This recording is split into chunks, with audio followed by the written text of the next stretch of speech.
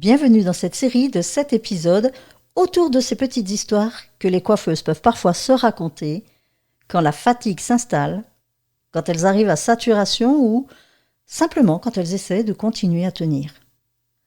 À chaque épisode, je vais vous parler d'une de ces histoires. Bonne écoute! Dans l'épisode précédent, je vous parlais de l'histoire du sacrifice. Aujourd'hui, je vais vous parler de l'histoire de la normalisation. Vous savez, cette phrase qu'on se dit régulièrement, « c'est normal d'être fatigué quand on est coiffeuse ». Oui, on travaille toute la journée debout, on court sur place quelque part. C'est encore pire parce qu'on piétine au lieu de faire des grandes enjambées. On reste debout et puis on a les bras levés. Et puis on fait des mouvements répétitifs. Et puis on écoute les clientes à longueur de journée. Et tout le tralala qu'on se raconte derrière. Donc on dit, c'est normal d'être fatigué. Mais la fatigue, d'où est-ce qu'elle vient vraiment ? On en parle dans cet épisode. À tout de suite. Le cheveu file de l'âme. Ce podcast s'adresse aux coiffeuses qui sentent que la coiffure commerciale ne répond plus à leurs besoins de sens. Je suis Marie-France, coiffeuse depuis plus de 40 ans. J'ai longtemps pratiqué la coiffure de transformation avant de réaliser que les cheveux ne demandent pas toujours à être changés, mais à être écoutés. À travers mon parcours, j'ai compris que les cheveux parlent, qu'ils racontent l'histoire intérieure des femmes, leurs émotions, leurs passages de vie, leurs besoins inconscients. Et que dans notre posture de coiffeuse, soit on peut rester à la surface, soit devenir un véritable espace de rencontre humaine. Alors oui, c'est vrai que la coiffure, c'est quand même un métier exigeant. Le fait de rester debout pendant des heures, d'écouter, de rassurer, de conseiller. Et puis, il faut gérer les retards, il faut gérer le salon, il y a toute la gestion, il y a le personnel. Il y a tout ce côté logistique quand on tient un salon. C'est pas juste le relationnel humain, c'est toute la mise en place qu'il y a en dessous qu'on ne voit pas de l'extérieur. Et puis tous ces imprévus et tout le côté émotionnel. C'est lourd, oui, ça peut être très lourd. Alors, être fatigué après une grosse journée, on va dire, c'est tout à fait normal, c'est humain. Mais j'ai envie de vous dire qu'il y a quand même une différence entre être fatigué et être épuisé. La fatigue, elle, je vous dirais qu'elle peut disparaître après une bonne nuit de sommeil. Vous rentrez, vous vous posez, vous faites tout ce qu'il faut pour vous récupérer, recharger vos batteries. Mais si à un moment, malgré tout ça, la batterie ne se recharge pas, c'est peut-être qu'on est déjà à l'épuisement. Et là, dès le réveil, vous sentez déjà que vous êtes encore fatigué. Et ça va s'ajouter à votre quotidien. Le moindre imprévu va devenir une montagne. Et puis petit à petit, ça va peut-être même vous enlever la joie d'aller travailler parce que ça devient lourd, ça devient pesant. On y va presque à contre-cœur. Et c'est pas qu'on n'aime plus son métier, c'est que on se traîne pour arriver au salon parce qu'en plus, on le sait. La journée qui nous attend, on l'anticipe. On est de nouveau parti pour la même gestuelle, pour la même dynamique. Et on se rend compte juste que dans notre corps, ça coince. C'est un peu compliqué d'avoir cette réserve-là qui nous dit « Allez, ça va encore aller pour aujourd'hui ». Non. Apprenez à vous écouter. Mais est-ce que vous allez penser à aller vous plaindre ? Est-ce que vous allez vous arrêter pour autant ? Ou est-ce que vous allez avoir peur d'admettre là, il y a quelque chose qui va plus. Oui, mais j'ai pas envie de passer non plus pour quelqu'un qui se plaint ou pour quelqu'un qui est pas assez résistante. Non, il faut être fort, il faut y aller, on y va, quoi. Et là, de nouveau, c'est quoi toutes ces croyances qui sont là installées ? C'était un petit peu comme pour le sacrifice quand on dit il faut travailler dur pour y arriver. Oui, mais travailler dur, ça veut dire quoi ? Ça veut dire se mettre sa santé en l'air, s'épuiser au point de se rétamer. Au point que on ne pourra quand même plus rien faire du tout. Nous voilà bien arrangé, tiens.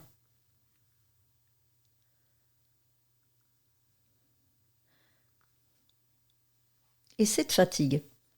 Est-ce qu'aujourd'hui, toi, tu peux être capable de dire qu'aujourd'hui, tu es juste fatigué ?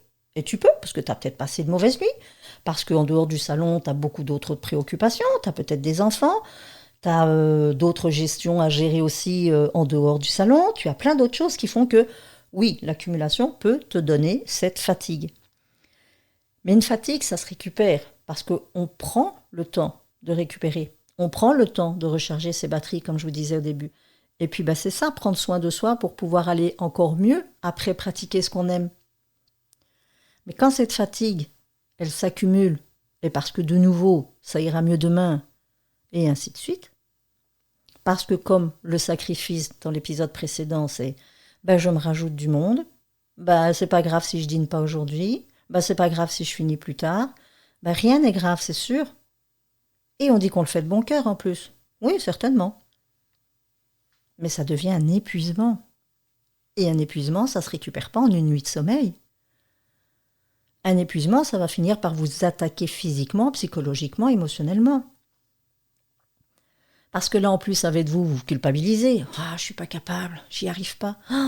Mais non, mais je peux pas me plaindre. Mais oui, mais si j'y vais dans cet état-là, ça va pas aller. » Et puis vous y allez, comme je vous disais, avec des pieds de plomb. Et franchement, avoir le sourire aux lèvres à ce moment-là, c'est compliqué. Donc c'est pas cool non plus pour les clientes, parce que elles vont le voir que ça ne va pas. Alors vous avez les compatissantes qui vont prendre de vos nouvelles, qui vont vous demander comment ça va. Oui, ok. Mais est-ce qu'elles vont vous dire hey, tu devrais t'arrêter un peu, hein, t'inquiète, ça va aller pour nous. Alors, j'avoue que les clientes, comme tout être humain, chacun parle pour sa chapelle. Donc, c'est compliqué de pouvoir dire à quelqu'un tu peux arrêter, t'inquiète pour moi. Mais oui, et en même temps, c'est à vous de penser à vous-même. N'attendez pas le feu vert des autres, parce que vous ne l'aurez jamais. C'est à vous de vous l'accorder, ce feu vert.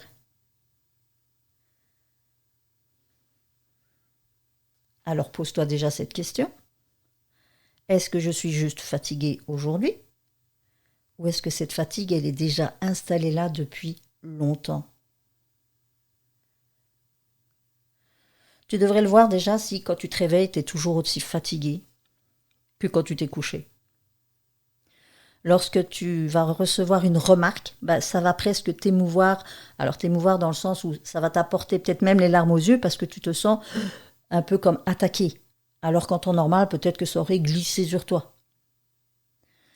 Et puis tu vas le voir aussi parce que ça va devenir compliqué de discuter avec tes clientes. Tu n'as plus cette énergie en plus pour parler, pour écouter, pour conseiller, pour aplanir des situations, pour peut-être rassurer des gens.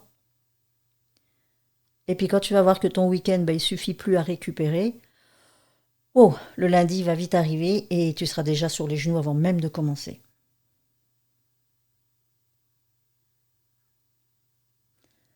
Essaye un peu de voir sur une journée, qu'est-ce qui te prend autant d'énergie? Qu'est-ce qui fait qu'à un moment donné, tu as passé un cap où, alors quand je dis tout devient normal, c'est que tout ce que tu fais, c'est avec une arrière-pensée pour toi qui est bonne, parce que tu veux gagner ta vie, parce que tu veux faire plaisir, parce que tu veux servir et ainsi de suite. Ok, mais en quoi est-ce que cela aujourd'hui te prend autant d'énergie? Est-ce que ça en vaut la peine? Et quelles seraient ces phases où tu pourrais te permettre de te dire à un moment donné, je recharge mes batteries? J'entends de plus en plus des salons, parce que je vous suis toujours régulièrement, que ce soit sur les réseaux sociaux ou quoi, et j'entends et j'écoute les commentaires. Et apparemment, l'exigence des clientes est tellement forte, et le coiffeur continue de donner toujours plus. Mais à un moment donné, qui contrôle qui? Alors, je ne parle pas spécialement que le coiffeur contrôle la cliente, mais le coiffeur met ses limites. Le coiffeur, à un moment donné, il fait selon ses capacités, selon son agenda, selon ses possibilités, ainsi de suite, sans devoir prouver quoi que ce soit à la cliente, qui, on le sait très bien, ce genre de clientes-là, de toute façon, trouveront toujours à redire. Et c'est fou comme on a l'art de vouloir absolument plus convaincre celle-là, parce que les autres, on n'a plus besoin de faire d'efforts, elles sont convaincues. Ok. Mais est-ce que ça en vaut la peine? Parce que le retour, je ne suis pas sûre qu'il soit, je vais dire, dans le même état d'esprit.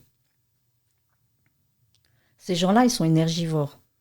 Et vous les connaissez, les clientes énergivores. Là, on n'est plus dans la normalisation. Je suis désolée. Stop. Il faut pouvoir mettre le holà. Et arrêter ce genre de situation qui, là, vous bouffe une énergie, mais incroyable, en fait. Et puis, c'est la bonne cliente qui suit après qui va peut-être tout ramasser parce que là, vous avez tout donné avant. Et c'est dommage. C'est vraiment dommage. Alors j'ai envie de t'envoyer une petite piste de réflexion aussi là. Pendant quelques jours, demande-toi chaque soir, quand tu rentres à la maison, qu'est-ce qui m'a donné de l'énergie aujourd'hui? Et derrière ça, qu'est-ce qui m'en a pris?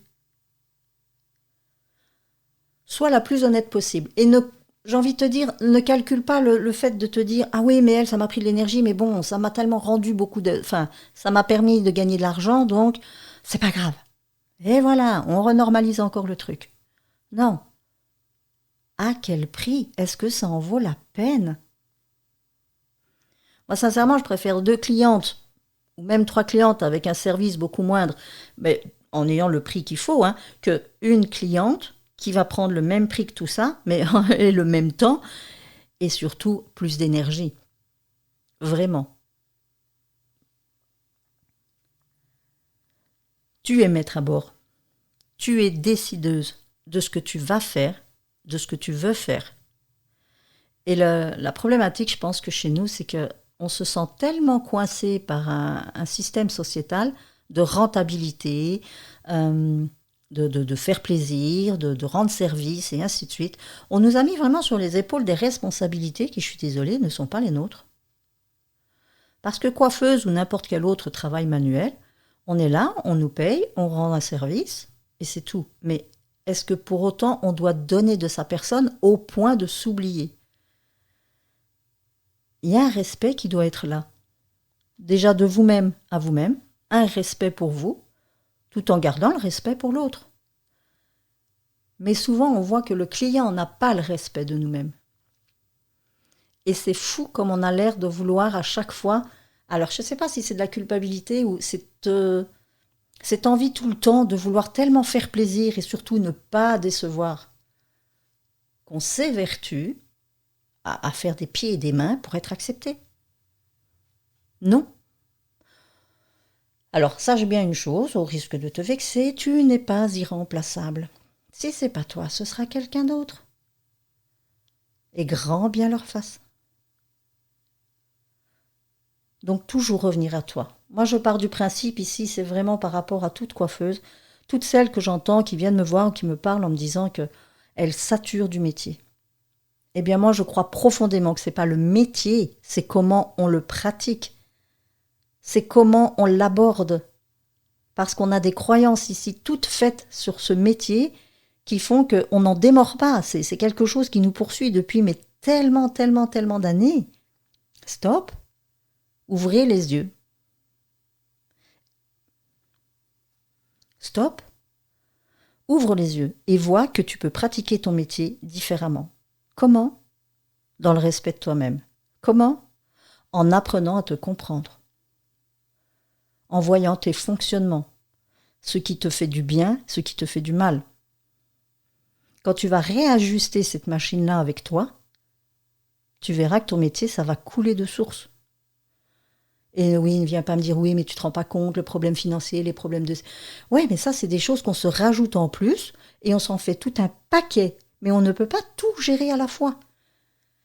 Mais quand on prend tout ça de face et que ça nous pompe toute notre énergie, que ça nous épuise, eh ben on ne peut de toute façon faire face à rien du tout. Et donc, on va être perdant de toute façon sur tous les plans. Financier, gestion, clientèle, tout ce qu'on veut. Donc, la première chose à mettre en place, c'est ton bien-être. N'hésite pas à venir me parler, à m'expliquer un peu ce que tu vis, comment ça se passe pour toi, comment tu vois les choses, qu'est-ce qui est énergivore pour toi, qu'est-ce qui te fait du bien. Et puis, tu verras que tu prendras peut-être déjà conscience de ce que tu peux mettre en place pour te nourrir et te faire du bien. Alors, si tu te reconnais un peu dans tout ça, viens un peu partager ton expérience. Je pense que ça peut faire grandir tout le monde. Chacun, en partageant son histoire, peut permettre de montrer à d'autres toutes les possibilités qui existent et ne pas rester enfermé dans un mode de fonctionnement qui est vraiment obsolète. Alors dans le prochain épisode, ce que j'ai envie de vous partager, c'est ce que j'appelle l'histoire de l'éponge. Et là, je suis sûre que ça va vous parler à beaucoup d'entre vous. Tu sais, cette cliente que tu vas encore encaisser. Ces émotions que tu vas encore prendre sur les épaules que tu n'as pas envie. Allez, je vous en dis pas plus, on en parle dans le prochain épisode. Si cette histoire vous a parlé ou si vous avez simplement envie de prendre un peu de temps pour y repenser, alors je vous ai préparé un petit e-book qui reprend les 7 histoires dont je vous parle dans cette série. Vous trouverez le lien pour le télécharger directement dans la description de cet épisode. Et vous pourrez ainsi retrouver les différentes histoires, les relire tranquillement et qui sait, peut-être laisser certaines choses faire leur chemin à votre rythme. À bientôt.